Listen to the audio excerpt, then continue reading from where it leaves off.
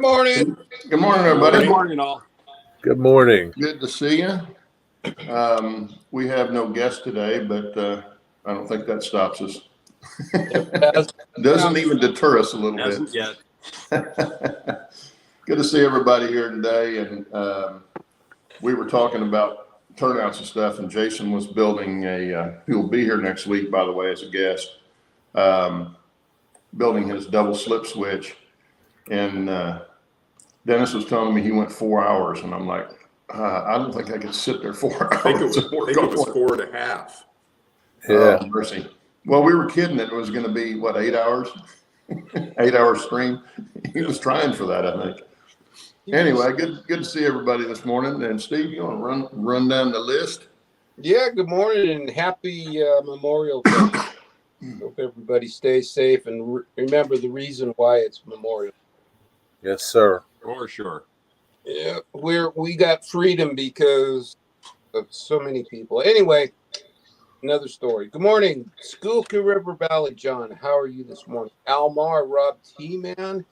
We got Larry at Path Valley, Mike Steve on Railroad. We got Gail in here. Good morning. Roy Hardwick and Taterman. How are you? Mom and Son Railroad. How are you? How's everybody doing this morning? Let's see. Did I miss anybody? I know there's more than that. Did you get Gerald Stewart? Nope. Get Gerald. Okay. Good morning, Gerald. Mark Pruitt's here. Let's see Mark. Oh, there he is. Scroll back, son. Good morning, everybody. Morning. Yeah, it's just a free for all day today, and Steve wanted to show some more stuff on his caboose, so we're going to start with that. Oh, you guys were talking so much last week. Yeah, we know. Was I here last week? I don't remember. You don't remember? I think you were. Yeah, you were. He slept since then. You were here. I wasn't sure.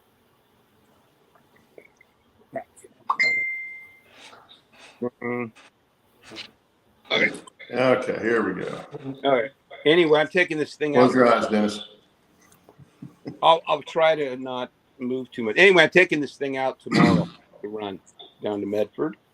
So I'll have to be. If you're in the Medford area, stop by. Yeah. I don't even remember where I left off last time. Oh, man, the lanterns look cool. I I haven't seen them.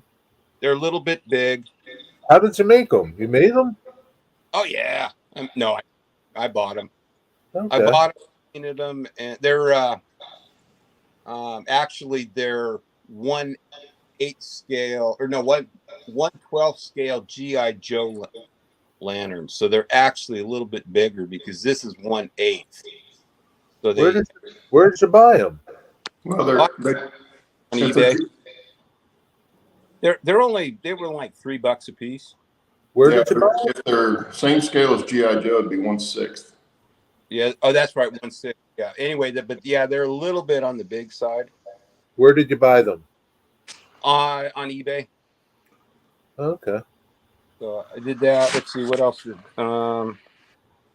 I don't remember where were we with last time what I had, because I remember all the flags and the fusees and your torpedoes.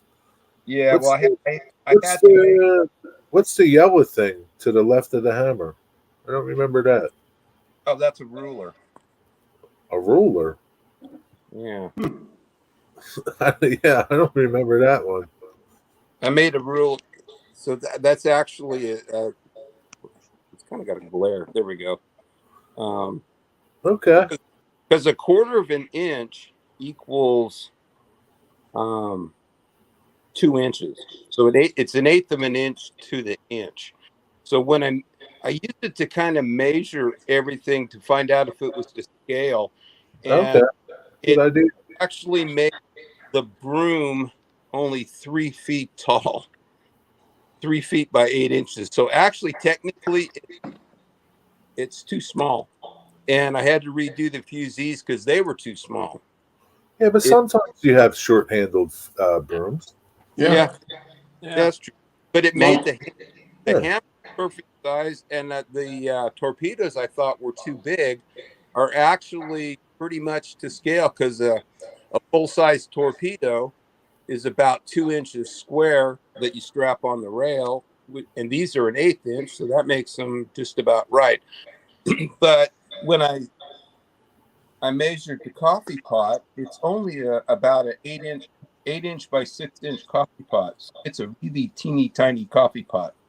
Camping coffee pot. Yeah, it's a camping. It's a camping coffee pot. Yeah. Four four cups. Yeah. It's And, enough for half the shift. yeah, I don't remember. Did I have the calendar? Yeah, you had the calendar. Mhm. I think you pretty much had everything else. So what's Yeah, of course, what's he shares all this in a text message to us, so we know what it looks like before the live stream. So what's on the desk? I seen you had something that looked like a letter or orders that were written out. Yeah. Well, let's see. Yeah, It's close up on it. it's kind of bright. Let's see. Blown out a little bit. I think when you were on the other side, you could see it pretty good because you were blocking the glare. Okay. The light's kind of. There you go. Is that Yeah. better? Yeah. Yep. Okay. Go through everything. There. No, it's just paperwork, scribbled paperwork. Hey, he's got his cup of coffee, the Bible, his pencil. Yeah. My Pencil. You did a really cool job on this, man. It looks super. Yeah, it looks really good. So So what do you got? What's the wire sticking out of the stove? Did you put a light in the stove? yeah, I don't know if it'll show up. Did you ever do a Oh smoke? yeah. Oh, that's cool. See Yeah. it? Yeah, I can see it. Yeah, that looks good. And then those 9 volts power what? Your marker lights and Yeah. Yeah, there's just a switch right here right. and right here. Man, I hope everybody's impressed tomorrow. Yeah, that looks really good. So anywho, that's what I've been up to, and polishing, getting everything all ready. So, Well, You I guys- can tell you from personal experience, the whole train, the locomotive, and all the fuel car and all of it's much more impressive in person. Yeah, no doubt. Yeah. Are you going to add anything else, like another car or anything? Or oh, maybe someday. I've got rough parts for another set of arch bar trucks, but considerable amount of work putting those together. So if I ever can get those trucks built and put together, I'll build maybe a flat car or a tank car or something. is I don't that know. what you have in mind? A tank car or a flat car? Well, probably a flat, because of being able to transport all this, because all this just barely fits in my truck. So if I did another car, it would have to be something I could like take off the trucks and stick in the back seat of my truck. I got you. Yeah. It's not. Although a tank car would be kind of cool, because if you could hinge it and take the top of the tank car off, you could have like a grill inside as well. Well, yeah. It's There you talk. yeah, Bill, because Tim Parks, and some of you guys know a friend of mine that he's also got, live steam. He's also a steam locomotive engineer, but yeah, he's building a tank car just for that purpose. Oh, cool. It's going to have a hinge top, and you open it up, and it's going to have a cooler in it. Now, cool. That'd be awesome to do like a tank car and make it a smoker and be smoking some meat going around the track. Yeah, I'd have a party frame. I'd have a tank car set up for a barbecue, and I'd have a BoxCar set up as the cooler, and have be a part. That's cool though. Enough of me. Yeah, definitely. If you're running it tomorrow, get some video. Oh, I will. Yeah. Which reminds me, the video. Thank you, Bill. Oh yeah, yeah. Lynn McCurdy sent me a link to a video. We were talking 3 weeks ago about maintenance away cars, and this video is from a club layout. And I don't know. Lynn's got this on his site, on his website. Is this the military train? I don't remember. No, it was, He That's, had a military train on there earlier this week. It was just fantastic. it was a Two cab forwards lashed together, I think. No, this isn't that one. This is an actual maintenance away, I believe. Oh, okay.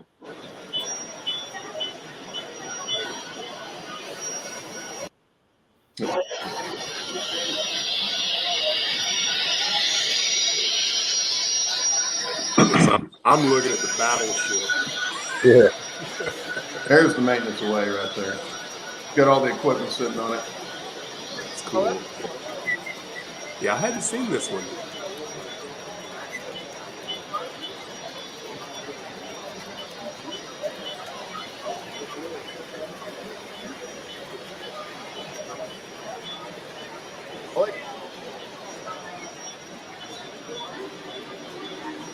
Lynn says the video is one of their club members.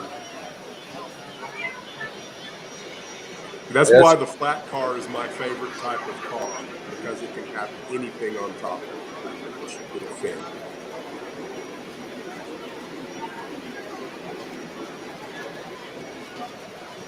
And that's a long train. That's a big train. Can we take that to the snow over here and use the plow? There's the chute.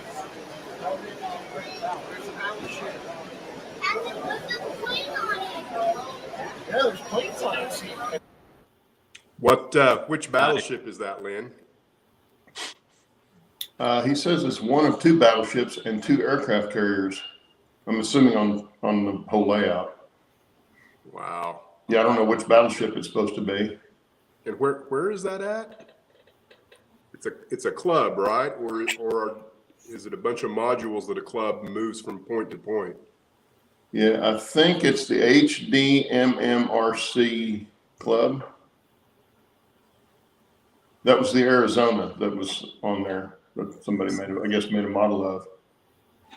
Yeah, that's pretty cool. That was a nice oil facility there too, tank storage area. Mm-hmm. But that's what you can do with the club. You get a lot of people working on, Yeah. scenes Goes like all over the good West stuff. Coast. It's a module. Ah, That's really cool to be a module. That's a lot of detail for a module. Normally, modules are extremely sparse, yeah. or at least in my experience, anyway. Well, the ones we get around here are. Yeah. And well, you get some of them. They had that one at the Oklahoma City show where they had the tornado, and the tornado's actually spinning, and they got the destruction path where it's gone and stuff like that. Yeah. But compared to kind of this one, cliche it's nothing. Oklahoma. Yeah, compared to that one, it's nothing. Takes 5 to 8 hours to set up, depending on the size. Yeah, I can believe that. How many modules is there, Lynn?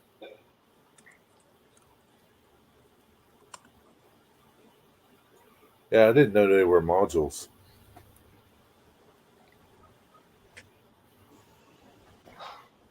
John Tanzillo's with us now, and a few other people, I think. Yeah, Good morning, Jeff. John. Welcome, John. Well, in the meantime, Bill, what have you been up to? You doing anything this week, or you just? Just a slight little bit. I was traveling this week, so I ended up being in Phoenix all week. So about the only thing I did, and this will take probably like a minute, is I just got the transformers mounted on the poles. I don't know if you can see it well. So I got my drops coming into the transformers. I made a couple of small like sub poles And I've got the cable just kind of sitting here. I'm just kind of letting it straighten out. And then I'll run the lines probably later today. One thing I did find is I know last week we were talking about insulators a little bit. Claude, you were talking about. What I found is I rummaged through some of my N scale stuff, and I found some of those old cheapy poles that you would get, a long time ago of kits that would have like the street light. So for O scale, those street lights, the light part actually make perfect little insulators for the size. So I cut a couple of them off, glued them on. I've got to paint them yet, and I'll paint them kind of a greenish blue. But I found that to be kind of a neat way to reuse some stuff that otherwise eventually probably would have went into the scrap pile. What are you using for your wire? It is the string that came with these Woodland Scenics pre-wired kits.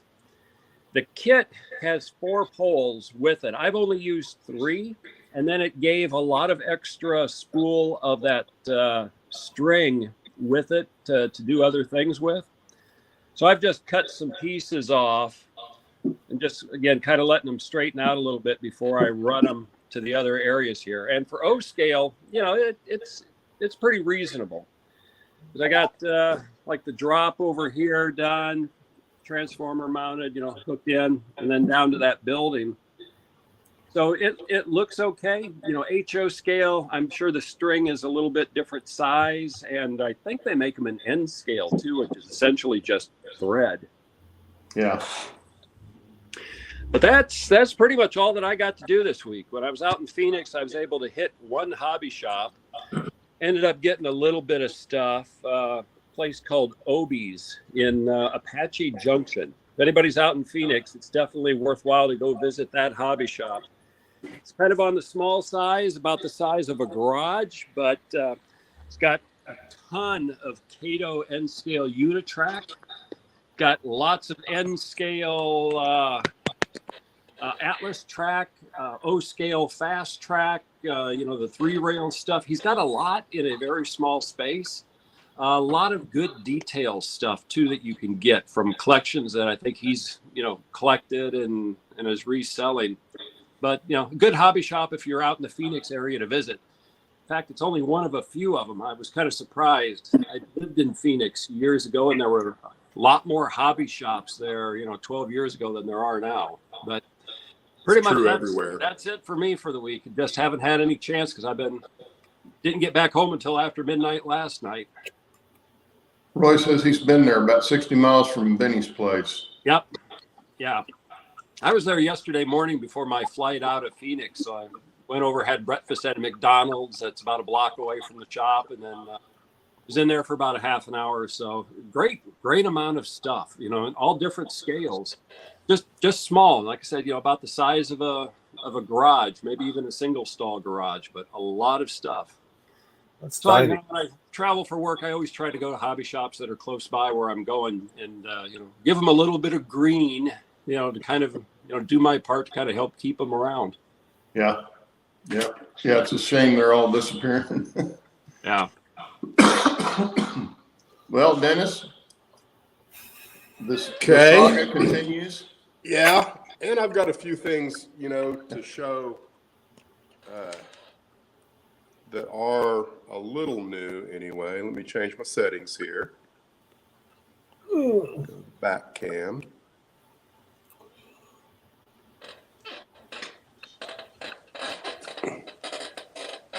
Well, the first thing is he found his short. And then got another one. Yeah. And I also found this. I got this from Brass Trains, and it has DCC and Sound Tsunami 2 already in it. I will just say that I paid a lot less than what you would expect to pay for something that already has DCC and Sound in it. It was one of those deals that, hey, if I don't get this now, I won't have an opportunity to get it at this price ever again. So where did you find it at? Do what? Where did you find it? Brass Trains. Is that a website? Yeah. Yeah. Okay. Yeah, they handle almost And exclusively usually brass come stuff. with some certificates and pre-tested. And I trust brass trains a lot more than I do getting anything on eBay. So you can see it's a custom bras built in Japan. It's a C21, and it's got a Tsunami 2 in it. Now everything's set to its factory defaults at the moment, and I'm going to have some work to do there, but it runs pretty good right now. I think I can improve it greatly with working on the back EMF and a few other things. Nice. Let's see what else. Just kind of go from near to far.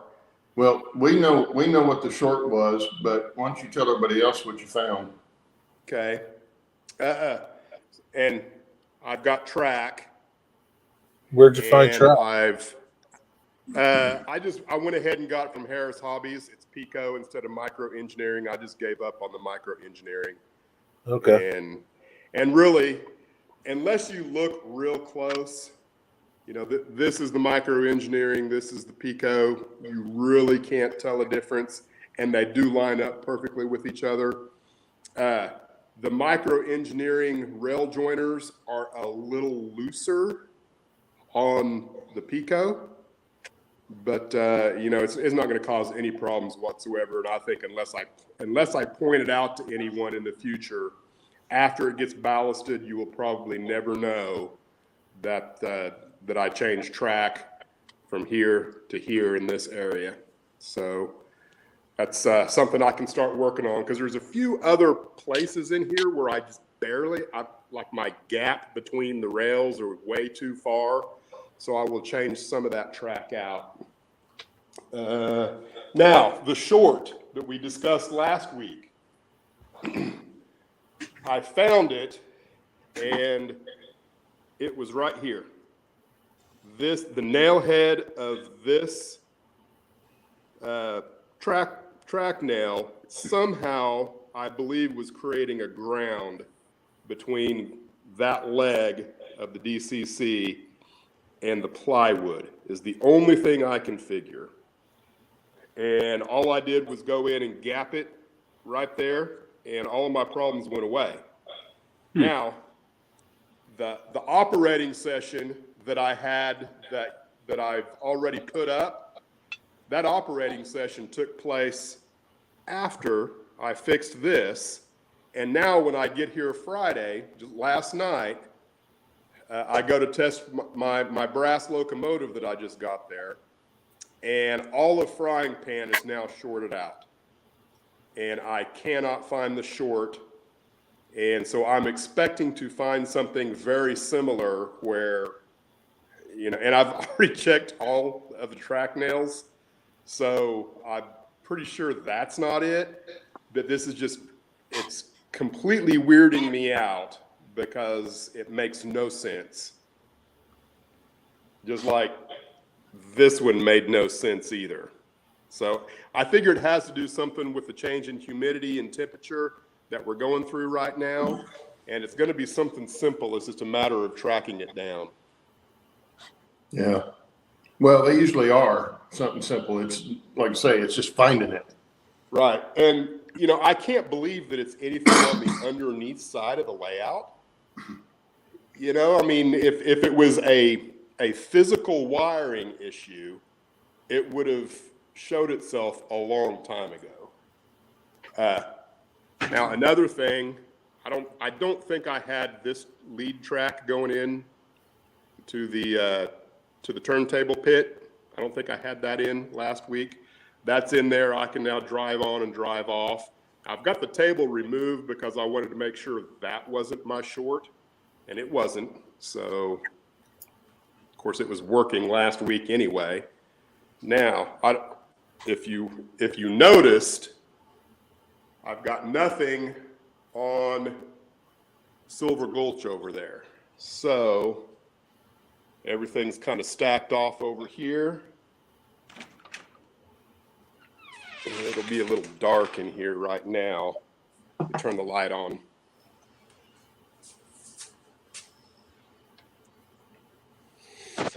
I'm in the process of getting started on scenery, and I've already been filming some of what I'm doing, and it'll be, I'm guessing, 2 or 3 weeks before the video drops, so you're getting kind of a look into the future. But what my plan is right now, and it might change before the video, but I want to cut out a paper template this is Black Hawk Street, to where I can figure out the elevation from that end to this end. And I'm thinking about 1/8 inch per building, give or take. And then once I get that paper template cut out, I think I'm going to put it on 1/8 inch masonite. And then that 1/8 inch masonite will fit on another piece of 1/8 inch masonite that is essentially everything this side of the town, from where that spur is, and you can't really see it here, but where this spur is through this area over here where railroad camp is. If I can get all of that, not counting railroad camp, but all of that on one piece of 1/8 inch masonite that can come off and on the layout as kind of one unit, with this being a unit on top of that unit, and then Sleestack Street and Gregory Street, their own units as well. That's what I'm trying to do. What was that? I lost it now. John Tanzillo said sometimes you can create a hidden reverse loop. I'm not quite sure how you would do that, but yeah, I would love to hear an explanation of how that might happen and where to look. Yeah, you got me. I'm not an electrician, so. Me either. And that's one of the reasons why I removed the bridge, the turntable bridge, because I thought maybe that might be like maybe the frog juicer wasn't working like it should, but I didn't fix anything. But that's where I'm at right now. I just did a decision of, do I spend the whole weekend looking for my short, or do I get started on this? Well, the short's always going to be there, so. Yeah, that's the problem. Anyway. I don't want it to be there. Well, I mean, that's something you can always go back to. I don't know that I would put a lot more on the layout until you find it, but. Well, I mean, and I don't really plan on doing any track work at all for a while. I'm satisfied with my track work. I might do everything else up to here once I get the basic terrain figured out that I'm working on in there. If I can get the elevations and the basic terrain for the buildings, I might go back and go ahead and add the track work there. It's just a matter of deciding how I want to spend my weekend on those two separate projects. John wants to know if you have a ramp meter. I do not. I've got a multimeter. You can see my short right there. Trying to reset. Now I got another thing that I can show you. I've got multiple projects kind of going on here. Here is what I'm thinking I might be able to use for my turntable. So this is a pulse width modulator. Essentially, it's a very small, tiny version of this, essentially. So you got power coming in and then power going out. And am I plugged in right now? I think. Let me see. Yep. All right. So let me turn it on. So that's with the power on and the volume knob, if you will, the throttle turned all the way down. So this is 14 volts, if I remember right. Yeah, this is 14 volts constant coming out of here. So that's how fast the motor is spinning at 14 volts. Now I can turn it up, which is way more than I would ever need for a turntable. And this, I think, is not going to turn the turntable by itself. You know, there's no real oomph there. So, and again, I have no idea if this is going to work. That's my first stab at it. And, you know, this is a polarity reverser. So I just flip that switch and you can go either direction or turn it completely off. Is that a loose separate piece of track that's sitting on? Yeah, that's. Okay. I was going to say that might be your short. I just put that there for a saddle on that. That was not. None of this was here when I found my short last night. Okay. So that's one of those. What's the name of that motor? The ones you were showing me that you got on Maxim, I think. Maxim, yeah. Yeah, very, very, very nice motor. I've got 4 more of these that I plan on remotoring some of my brass locomotives that aren't finished yet. Roy wants to know, for not an electrician, how do we build something that's electrical? I just close my eyes. Yeah. I go to YouTube and ask questions and type stuff in the search engine. Exactly. Yeah, well, your electrical, Dennis, is top notch.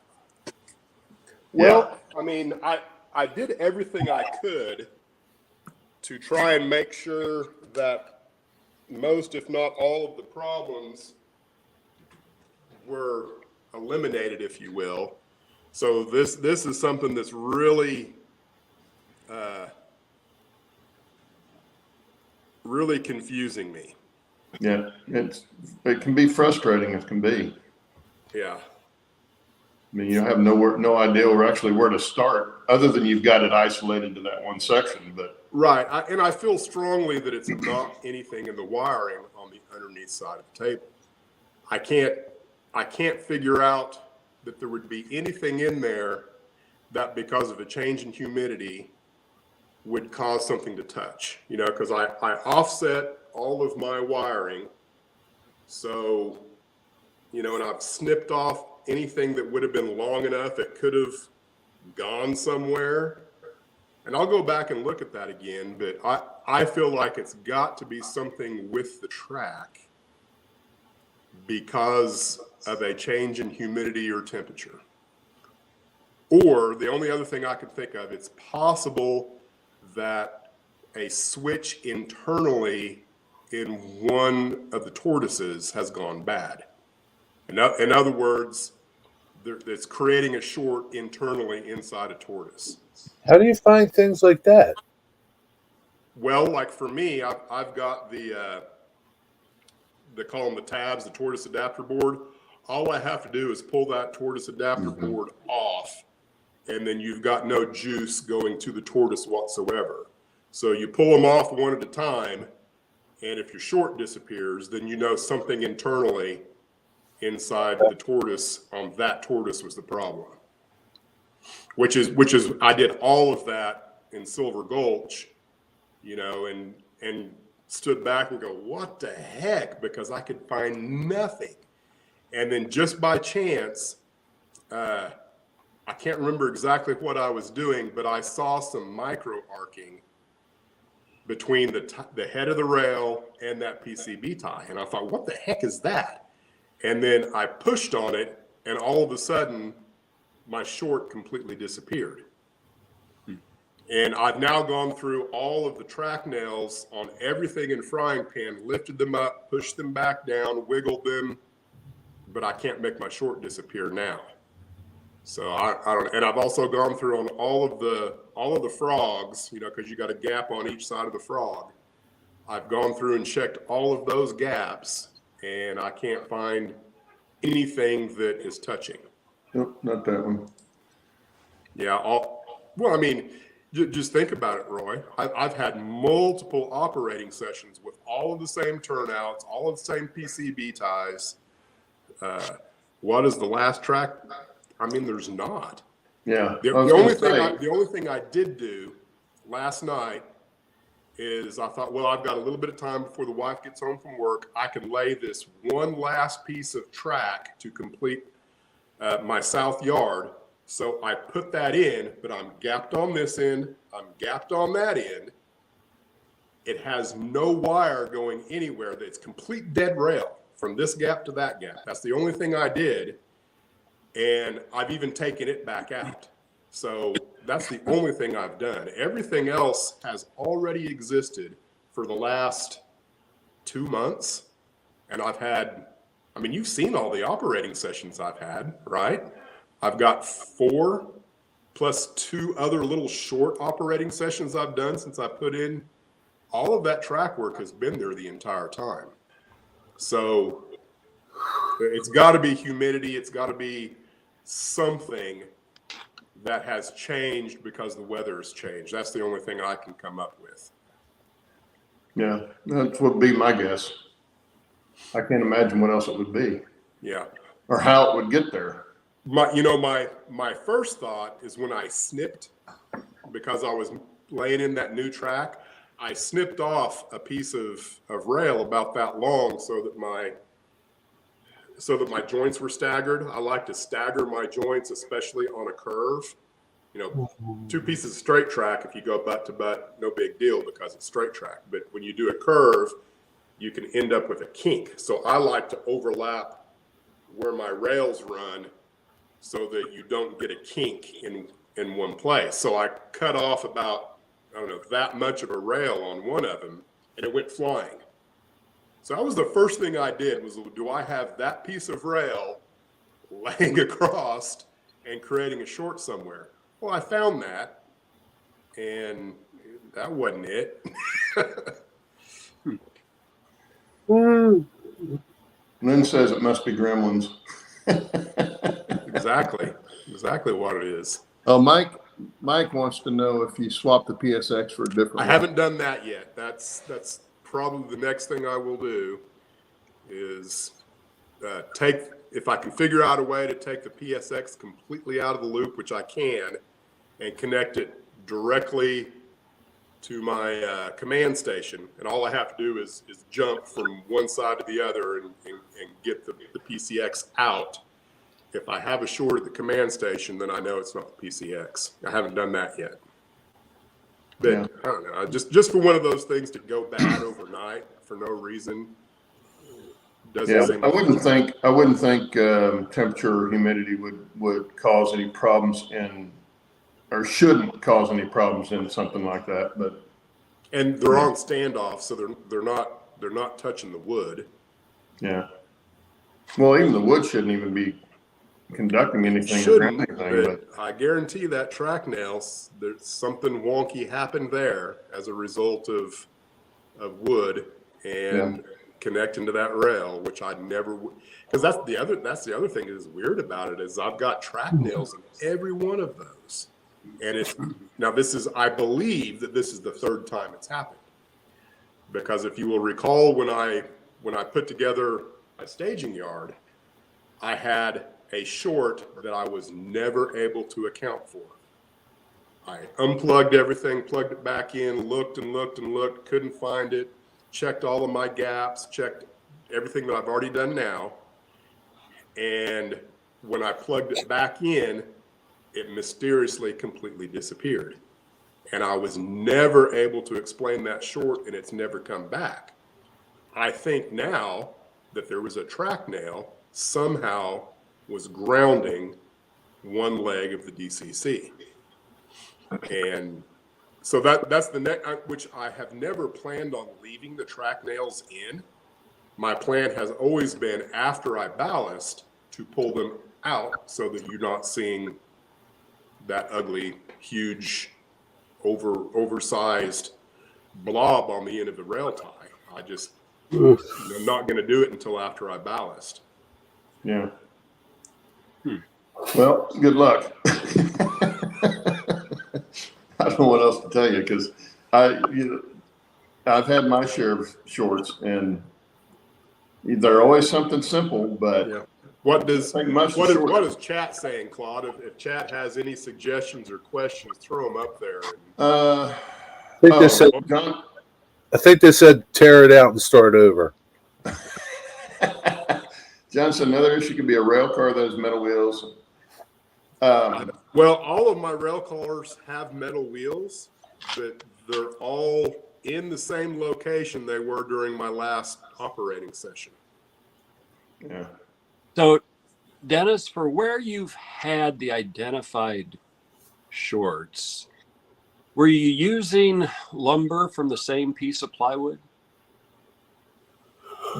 No, I would say to this point they've been 3 separate pieces of plywood because in staging that was 3/4 inch, and then I had two completely different pieces of plywood for both Frying Pan and Silver Gulch. Because it sounds interesting, with the issue that you said when you saw micro arcing, because that shouldn't happen unless you've got conductivity occurring in the plywood, like in a layer, and it's going to a spike or a nail that you've got on the opposite end of that PCB tie. You've got some sort of a resinous layer, that was included in that sandwich that still could conduct a little bit. Right. Yeah, How does that agree. happen? How does that happen? Well, in theory, it shouldn't, but if you get, sort of sap wood or something that has a little bit of juices still kind of in there. Oh, you mean like something that might still be kind of wet, sort of? Not necessarily wet, but material in there that would be more conductive than just wood. Maybe the adhesive or, the wood itself maybe had a bit more sap or something that could be a little bit more electrically conductive than it should be. Because like Dennis saying, micro arcing, it shouldn't arc. There should be no reason why you see sparks. My explanation was that it was actually grounding that leg. It'd be like, if you've got something that is creating a good solid ground and you were to take one leg of your DCC and put it on there, would it short out the whole system? Like a screw going into a grounding rod into the ground. I don't know what the answer to that is, but if you were to take a piece of wire on one leg of your DCC and put it in a grounding rod like for your home, would that short circuit the layout? Yeah. Because to me that's what's going on. That's my best guess. Yeah. There again, I'm not an electrician. But yeah, I don't know. It's just frustrating. I saw what Mark said, and I hope he's not right. That this is a future proves future complexes because my wiring is so complex, which I really don't view my wiring as overly complex, No, you haven't seen mine. Mine's just not neat. Mine's not complex. To me, it's pretty standard. I've just done it a little differently than most people would do it. Yeah. You've also built in, as you've conceptualized it, how you can access it once you get your layout done. You've got everything where you can go in, and outside of the wires running, it's right there. So if you as far as the nodes go, you're going to be able to access it when you need to, and hopefully it's very seldom. Yeah. Right. Yeah, I'm sure that this is just a freak anomaly that I will eventually find and go, oh, that was stupid. That shouldn't have happened. Oh, that's what it'll be. I guarantee you that's what it'll be. It'll be something you're going, well, duh, Yeah. But it's fine. That's the trouble. Jack says fresh plywood can do that, which I don't know what fresh plywood is, Jerry, do you have any just wet idea what fresh plywood is, and could you get that, and how long would it take for it to no longer be fresh? Like Say I'm if I thinking, like, bought it maybe within a month of. something that's wet. I don't know. I don't know.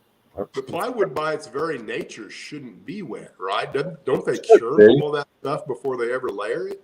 It shouldn't be, but No, doesn't necessarily mean that it didn't get wet at some point. they used to stipple all lumber before it went to market. I don't think any of them stipple that stuff anymore. Even the pressure treated stuff, especially you go to Home Depot or Lowe's or someplace and get pressure treated now, it's soaking wet, most of it. Yeah, Well, they used to stipple it and dry it and yeah, let it dry so it wouldn't curl. Now they ship it in bundles and it's soaking wet, and It's you wet. get it and it dries once you put it in, and that's when it starts to curl. yeah. You should. And I mean, I've had fence posts just go like a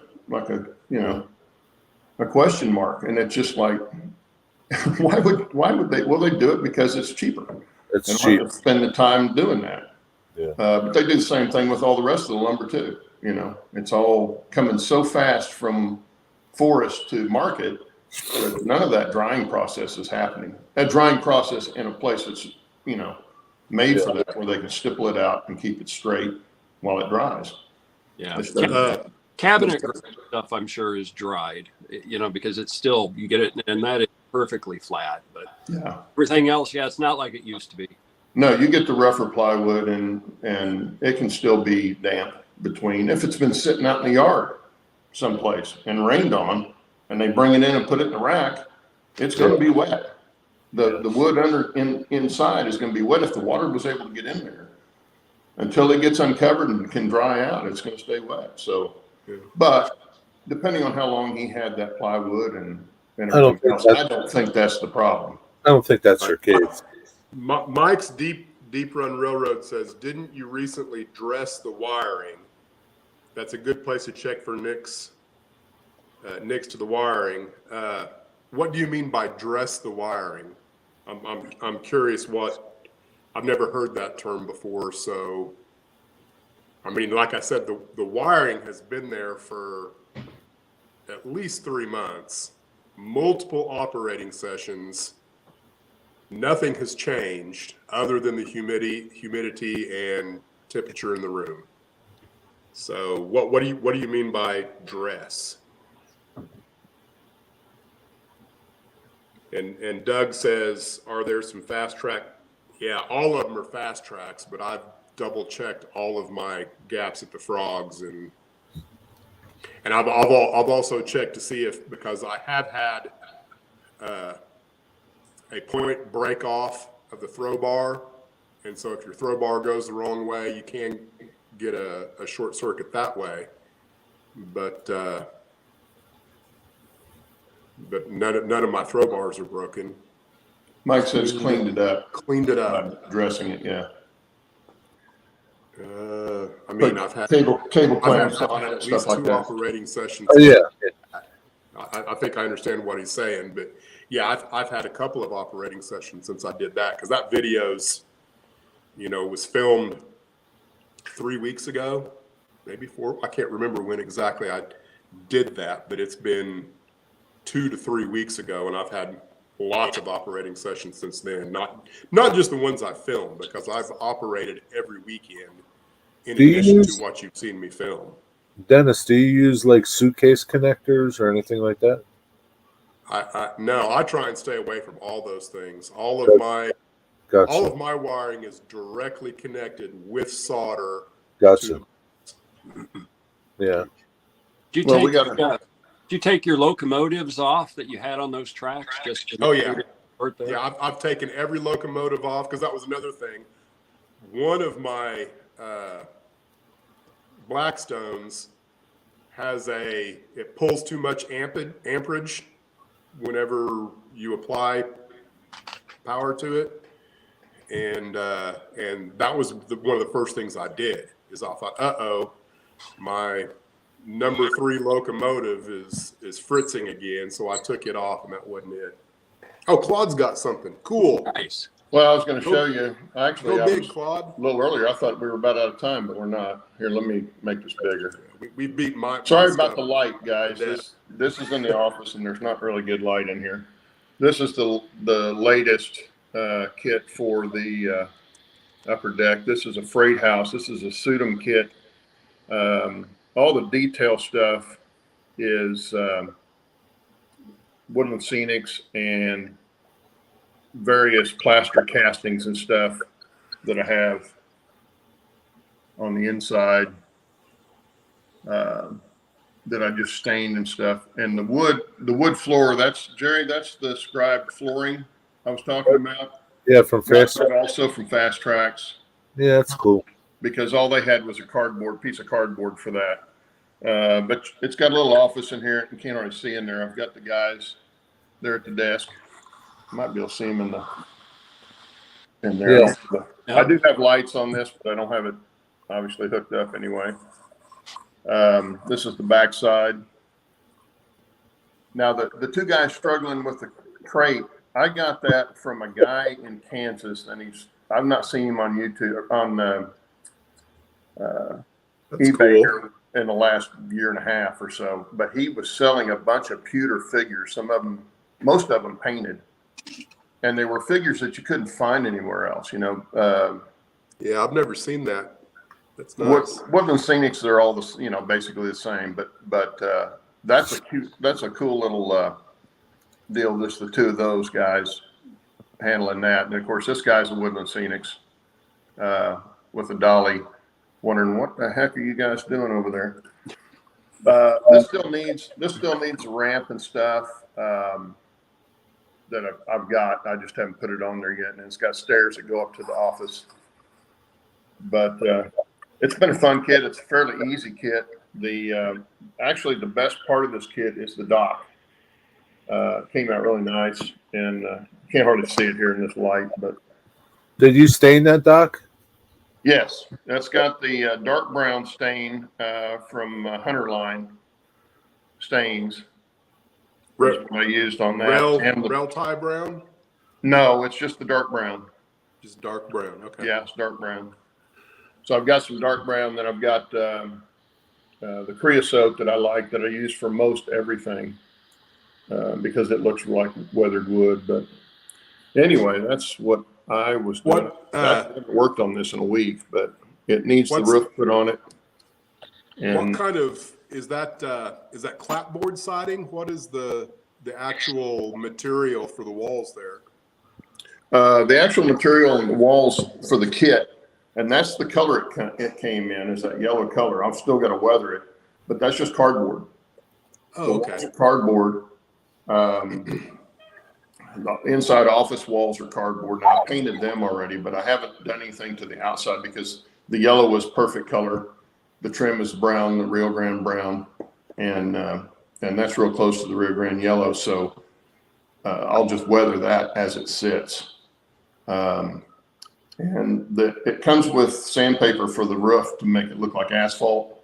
I haven't decided if I want to do that or use some of the Campbell shingles that I have. I've got lots of Campbell shingles left because they always give you extra. So I keep all those, and I really like the look of the Campbell shingles. They have a good look to them. So, but that's the latest one I'm doing, and I'm getting closer and closer to having most everything I want on that top layout on the top level, so that I can get it all placed and do my track plan for that part.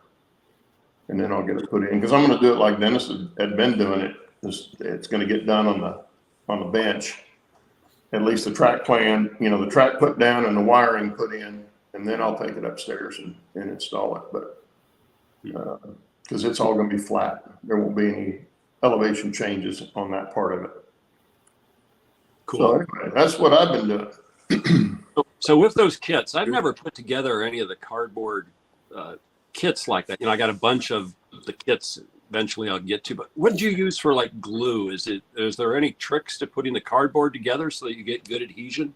I've used both CA and, basically a wood glue. This I used Aleene's tacky glue. The thing I like about Aleene's tacky glue is it dries clear. It's like using wood glue or a white glue. It's just thicker.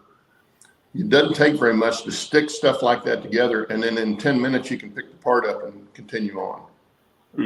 Unlike CA, where you stick it on there and it takes a few seconds for it to adhere well enough. But the problem with CA is it sticks to your fingers, it sticks to the outside and messes that up and stuff like that. So if you use something like a wood glue, it's much easier to clean up. Just keep you a little wet towel or a small sponge or something. You can wipe it right off.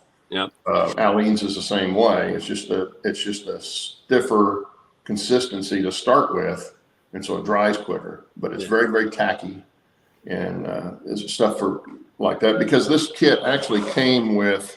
I'm just going to do this. You see these, or if you're familiar with them, but these corner posts. You can see those corner posts. Those are actually milled like that. So it's like two squares stuck together at the corner. And you put your card on one side of it. And so you've got this nice outside piece of frame. The inside's, a little bit bigger, but it's, you're not going to see that as well anyway. Yeah. But So it makes for easy corners. Campbell's does that a bunch with their kits. Yeah. But this is a Sudum kit, and it had the same kind of corner post in it. So if you can find that material, and I've seen it sold before in places, hobby shop, but not everybody's going to carry something like that because it's not something you would do anything else with, but do corners of buildings. True. Where do you get that glue? Because I've heard of it, but I just haven't. You can get it at Hobby Lobby. You can get it at Michael's. I saw it the other day at Dollar Tree. Yeah, Oh, really? Dollar Tree probably have it. I see it everywhere. Lowe's and Home Depot should have it. Walmart, anywhere, really. Joann's Fabrics, fabric store will carry it. Yeah, it's pretty Yeah. popular. Yeah. Okay. And Yeah, they make a have couple to of make different ones. That's, I think, just a newer label, what Dennis has there. But I was, Michael's. that's what I used when I was doing Yeah. the covering on my airplanes. I'd glue the covering to the ribs before I put the butyrate dope on it to shrink it. And once you got it stretched tight on that and the glue dried, then you put your butyrate dope on it. It would harden and shrink it up a little bit more. And so you have a nice sturdy wing then after that. But yeah, that's why I had the Aleene's, but it's a really easy to use glue. Like I say, I think it also remains a little bit flexible even after it dries. Yeah, almost like the Weld Bond. Weld Bond's kind of the same way, and you could use Weld Bond, would work really well too. Those two glues to me are almost identical. I think As far Arlene, as how they work and how they hold. Yeah. the I'm gonna Alien get is really cheap. Aliens is cheap though. Yeah, it's not any more than say Type Bond, a bottle of Type Bond. And I've how got do a you big pronounce bottle. it, I think I paid Jerry? $10 for it. How do you pronounce it, Jerry? Aileen, Arlene, I don't know how to pronounce it. Because I was watching Heath's live stream one night. He was pronouncing it aliens or something real close to aliens, and it was taking me forever to figure out what he was talking about. Yeah. And here in Oklahoma, we pronounce it Aleens. Aleene's. Because the AL is Al, and then it's Yeah. EENS. To us, it's Aleens, but I've heard it pronounced Aleens. Yeah. And Either way. yeah, I I just curious.